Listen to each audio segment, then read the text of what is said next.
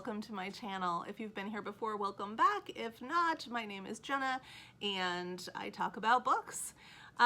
This time I'm going to give a small TBR that I'm definitely going to read, and then I'm going to show you some of the books that I'm going to have just on a stack that I can reach from throughout the month of December, of feel-good Christmas books, wintry books that I'd really like to read.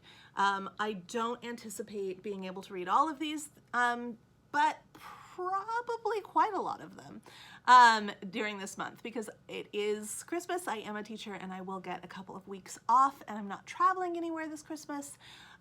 So I'm ready to hunker down in front of the tree with a nice glass of eggnog or hot chocolate, and read and read and read and read and watch a lot of Christmas movies, but also read. So I'm just going to have this huge stack of books sitting beside me that I'm going to read from. There are, however, some books that I am definitely going to read because I have an obligation. So the first one is this one, not a Christmas book. It's called Leave the World Behind. It's fairly new and I'm reading it for my current book group, which meets via Zoom right now, but that's cool. I have been trying to read this for about a week now and I'm really struggling with it. It feels really pretentious to me. I keep reminding myself that The Great Gatsby is one of the most pretentious books I've ever read and I absolutely love it. But this feels pretentious in a different way. Yeah, so I'm really struggling, but I honor my book group and I'm gonna finish reading it and maybe I'll bring to the book group a bunch of complaints and maybe it will change my mind before that point. We will see. Trying to finish this one. The next book that I feel an obligation to read is, because I made a statement, is this one. I received this exciting arc. It's called The Windsor Knot, and in it, Queen Elizabeth is actually an undercover detective. Like, nobody knows that she is a detective and that she solves crimes. So she is the star of this show, and this is an arc. It's not coming out until March, but when I received it, I did make a statement on Instagram saying that I would read and review this book in December. So I do feel an obligation to do that. I am excited to read it. It's just not Christmassy. That's my only hesitation. But I'm super excited about this series. I'm super excited about the idea of Queen Elizabeth being a detective and nobody knows, and of her solving crimes and nobody knows that she's doing it. So I'm excited to read this, The Windsor Knot by S.J. Bennett. It is, again, coming out in March of 2021, but I'm gonna read it in December and I'm gonna do a review. Maybe I'll make a review video, maybe I'll just review on Goodreads and Instagram, not sure yet. I made another statement. This time I made it on YouTube, on BookTube. I said that I was going to do a 48-hour readathon for the last video of Vlogmas, and I'm gonna take Vlogmas all the way to New Year's Eve. And so my last video of Vlogmas is actually gonna be posted on the 1st of January, 2021, because it's going to be an extended vlog of me reading for 48 hours. Not just me reading, but mostly me reading for 48 hours. I would like to see how many books I can read. I'm not going to stay up for 48 hours, but I want to see how many books I can read. And I do have, I'm going to read in the new year. I do have some books chosen for that I would like to read during those 48 hours. But this is Christmas time, right?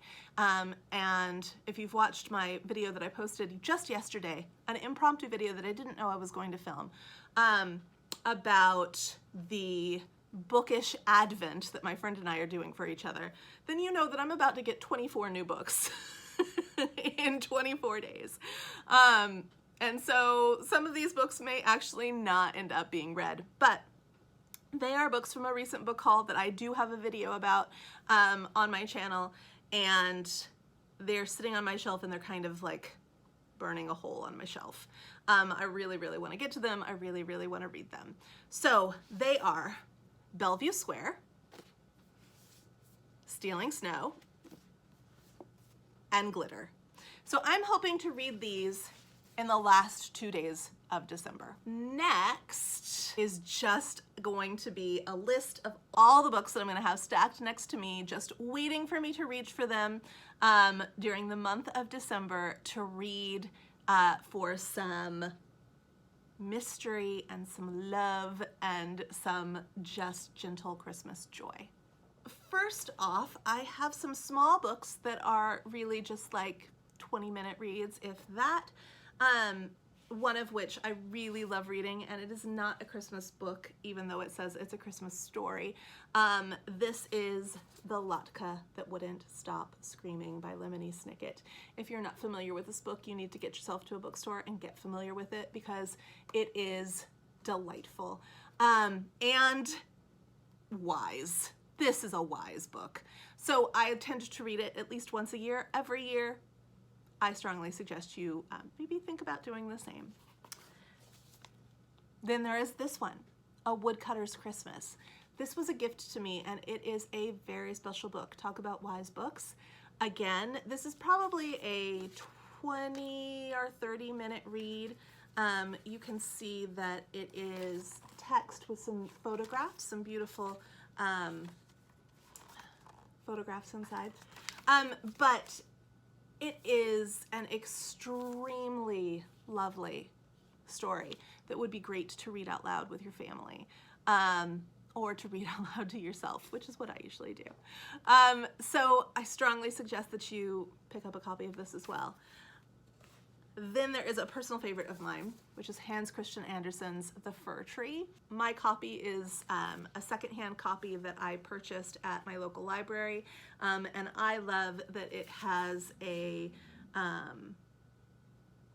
handwritten message in it from 1977. So this book is just a little bit younger than me, and I love that it has a handwritten message to people who I don't know at all. I kind of like to find that kind of stuff in books that I own. It's part of the reason why I love used books so much. But this is a wonderful story. Then I have two stories by Madeleine L'Engle that are about the Austen family at Christmas. You don't need to see my face, it doesn't matter. So this is the 24 Days Before Christmas, and this is a full house, and they are two short stories about the Austen family. If you haven't read the Austen family books by Madeleine L'Engle, then you really should. They are wonderful. They're middle grade and young adult books about a family, about the children in a family and how they live life. It's just really slice of life. But these are some stories for younger readers with just really wonderful pictures in them. And they are, again, very wise books. Next to me, I'm also going to have this very old, it's from 1916 copy of Chatterbox. That has an inscription inside it that says, "To Bruce and Glenn from Papa and Mama, Christmas 1916. I don't know who Bruce or Glenn were, but oh my word, I love it. There are also fountain pen notes in here about, there's one that really cracks me up and I don't know where it is right now, but someone wrote on the top of a page, so-and-so is the name of so-and-so's husband. Like, I just absolutely love the family life that is recorded in this book. I also really love the advertisements that are in this book. So if you're not familiar with Chatterbox, Chatterbox was a collection of stories from newspapers that were probably about a decade older than the publication. So a lot of these stories that are in this edition of Chatterbox come from the 1800s, the late 1800s, and they were geared towards boys mostly. But there is one Christmas story in here. There's also a Thanksgiving story, but there's a Christmas story in here. They also come with lots of really cool illustrations, and I am going to read the Christmas story. It's called, I don't know if you can see it, it's called The Christmas Turkey, and it's only a few pages long, and I plan on reading it. Another interesting thing that I found in here for Harry Potter fans was a poem called The Dumbledore. Interesting, interesting. And I also found, what did I mark here? Boop. Oh, another winter story that I'd like to read, Tracks in the Snow. So I plan on reading these, and I imagine just how much entertainment these boys who received this for Christmas in 1916 had with this book for an entire year or longer of their lives. Yes, I love it. Then I have some Christmas mysteries. There are many on my shelf that I have already read, some a couple of times, that I really, really love. These are books that I had on my shelf that I haven't read yet. And so they are these. The Ghost of Christmas Past. I do love a Rhys Bowen book. I don't read a lot of them. I don't tend to read them in order or anything like that, but I have this one and I think that I would really enjoy reading it. They are not always easy to step into without having read the books in the series, but they are easy enough to step into. So I will do that. Same goes for the Mrs. Jeffries books. I love the Christmas Mrs. Jeffries books. So I have this one, and it is Mrs. Jeffries and the Three Wise Women. I read another Mrs. Jeffries book that was Christmas themed, but I don't remember which one it was, and it was multiple years ago, and it was a book that I listened to on Audible. But I picked this one up, and I have this one, and I'm excited to maybe read that this year. Then there is this classic, An English Murder, which I've had on my shelf since last year. Planned to read it last year, didn't get to it. I read Murder in the Old Vicarage, which was amazing, and I absolutely loved it and added that to my list of favorite Christmas books of all time. I'm thinking this will probably be the same. And I have this little guy, A Murder for Christmas, and I say little even though it looks big because he's quite small, he's almost a square, and his writing is extremely large. So I think this is probably a 1 or 2 hour read. So I'm really excited about that. And then I have this, which I'm so excited about. There are multiple stories in here, and there's only one that's Christmas related, but I'm excited to read the Christmas related short story in this collection. Additionally, I love at Christmas time, and I have multiple love stories that I would like to read. They are Christmas Wishes and Mistletoe Kisses, Comfort and Joy, The White Christmas Inn, and this one, which I thought that I was starting this month, but didn't actually get to start, Christmas at the Island Hotel. There's also, you thought I was done, but I'm not, Timeless Christmas, which I did start. This is a Hallmark released book. If you love Hallmark Christmas movies, you should check out their Hallmark Christmas books. I do enjoy Hallmark Christmas movies. Who doesn't? It's like eating a box of bonbons or something. But I don't necessarily like to read that sugary of a book. But I do love Alexis Stanton, and this is a time travel book, and I love a good time travel romance as well. So that's why I have this one. I've had it on my shelf for a while. I haven't read it yet. I think 2 years I've had it on my shelf. This will be the year. Then I have this collection of Prairie Christmas short stories, warm Christmas stories, and I read 1 or 2 of them every year. I think I have maybe 6 left in this collection. I dropped the first book in this series, which I was going to show you. I'm not going to pick it up because this is the one that I plan on reading. I enjoy the first book, which is lying on the floor. This is the second book in the series. This one claims that if you are a fan of Jane Austen and Jane Eyre, you will love Sarah E. Ladd. This is the Whispers on the Moor series. Like I said, this is book 2. Whispers on the Moor book 1 does not take place in winter, which is why I've been holding on to this one and waiting for this moment to be able to read it. It's not, I mean, Jane Austen and Jane Eyre don't have a whole lot in common, so whoever wrote that little tag is just trying to get your attention because it's a Victorian book, I guess. Jane Austen wasn't Victorian. Well, the more I think about that little tag there, the more I feel annoyed. So I'm gonna let it go. I think they made the the Jane Eyre connection because it takes place on the moors. Like, it's a Yorkshire-based story. And I think they said Jane Austen because it's a romance. But I'm gonna leave that there. The series itself is quite enjoyable. I have not read the second book. I'm looking forward to reading the second book. Then I have What Completes Christmas? A Christmas Carol. This is my copy of A Christmas Carol, and it is the most beautiful book in the world. It has these really amazingly, strikingly gorgeous illustrations that I pore over every year, and every year I don't read it. I have read A Christmas Carol once, but I'm gonna read the whole thing this year, and I'm really excited about that. I'm also going to read one of my very favorite Christmas books. I read this 2 years ago, and I'm going to reread it now for the first time, and that is The Afterlife of Holly Chase, which is a retelling of A Christmas Carol.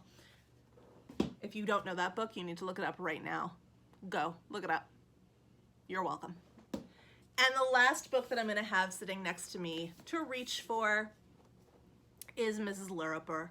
I'm really excited to dive back into this. This is pulled together collection of some of the short stories that Dickens included in his periodical, one of his periodicals. I don't remember which one.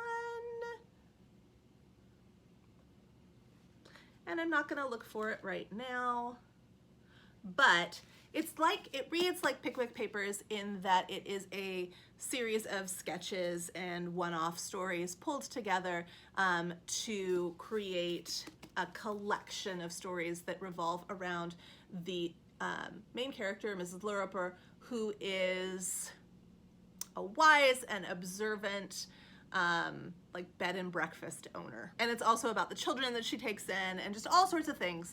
I've read a little bit of this. This came into my life last year and I didn't have time. It's very, very dense. You can see that the writing is pretty small. The paper is super thin, very, very dense. I did not know what I was getting into when I picked this up, but I did fall in love with it, and then I moved and had to put it aside and never picked it back up again. And so I'm going to pick it up again this year. I don't know if I will read the whole thing in one go or if I will read bits and pieces of it and then come back to it again next year. We'll see. And that is my December TBR. What are you reading for December? What are you planning on reading for December? How are you planning to read for December? Are you, like me, just gonna have a large chunk of books readily available to reach for? You've already figured out, like, these are the different moods I might be feeling, and this is what might fit in the time that I have. Do you enjoy holiday reading, or do you try not to read the holiday? I love reading the holiday. This is my favorite month of the year, and I'm so excited to start Vlogmas. You don't even know. So, next time I see you, it will be December, and I will be doing Vlogmas number 1, day 1 on December 1st, and in that I will be opening my first Advent book and sharing with you my top 10 favorite Christmas books of all time. So, please like and subscribe. Subscribe.